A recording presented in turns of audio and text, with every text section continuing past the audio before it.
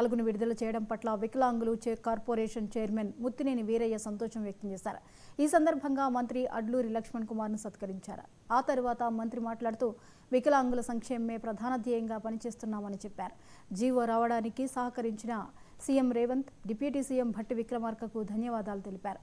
వికలాంగుల స్వయం సహాయక సంఘాలు ఏర్పాటు చేసి ఆర్థిక ఊతమందజేస్తామని తెలిపారు. వికలాంగుల సంక్షేమంలో అనేక మార్పులకు శ్రీకారం చుడుతూ ఒక్కో సమస్యను పరిష్కరిస్తామని చెప్పారు.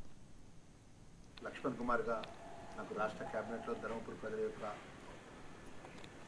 ఆశీస్సులు శాసనసభ్యుడిగా ఎన్నికైన సందర్భంలో కూడా రాష్ట్ర క్యాబినెట్లో నాకు గౌరవ ముఖ్యమంత్రి వర్యులు నాకు అవకాశం ఇచ్చి సోషల్ వెల్ఫేర్, మైనారిటీ వెల్ఫేర్, అదేవిధంగా ఎస్టీ వెల్ఫేర్, డిజబుల్కి సంబంధించిన ప్రత్యేకమైనటువంటి శాఖలు నాకు అప్పచెప్పడం గౌరవం ముఖ్యమంత్రి వర్యులు.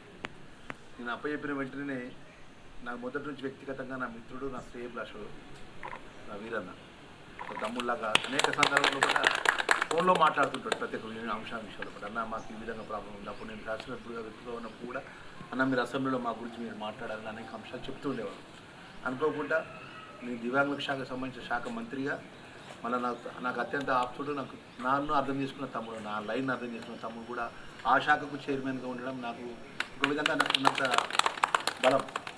మరి ఆ సందర్భంలో కూడా నాకు నేను శాఖ మంత్రిగా తీసుకున్నప్పుడు చెప్పిన అన్న మాకు ఈ సమస్య ఉంది, మీరు దీని విషయంలో ప్రత్యేకంగా మాకు మేము ముఖ్యమంత్రి దృష్టిని తీసుకెళ్ళి ఇవన్నీ పరిష్కారం చేయాలని చెప్పి మాట్లాడిన సందర్భంలో కూడా ఫస్ట్ అనితా రామచంద్ర గారిని నేను మా ప్రిన్సిపల్ సెక్రటరీ గారిని పిలిచిన, ఆమెను శైలజను పిలిచి మనము మన దివ్యాంగులకు సంబంధించిన ఉద్యోగస్తులు మరి వాళ్ళు భగవంతుడు కొన్నటువంటి రూపంలో కూడా ఉన్నటువంటి అనుకోకుండా జరిగినటువంటి దానివల్ల వికలాంగుల పరంగా, దివ్యాంగుల పరంగా ఆ శరీరంలో ఉన్నటువంటి ఇబ్బందులతో ఉంటారు.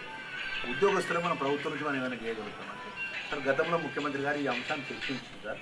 34 ఇదైతే ఈ విషయంలో పట్ల ప్రత్యేకమైన దృష్టి ఉంటుంది సార్. మన ముఖ్యమంత్రి గారి నోటీస్ మీద డిస్కస్ చేయాలంటే నేను ముఖ్యమంత్రి గారితో ప్రత్యేకంగా టైం తీసుకుని ఓన్లీ డిజబుల్కి సంబంధించిన ఇష్యూ మాట్లాడడం వారు టైం అడిగారు. లక్ష్మణ్ పెండింగ్లోని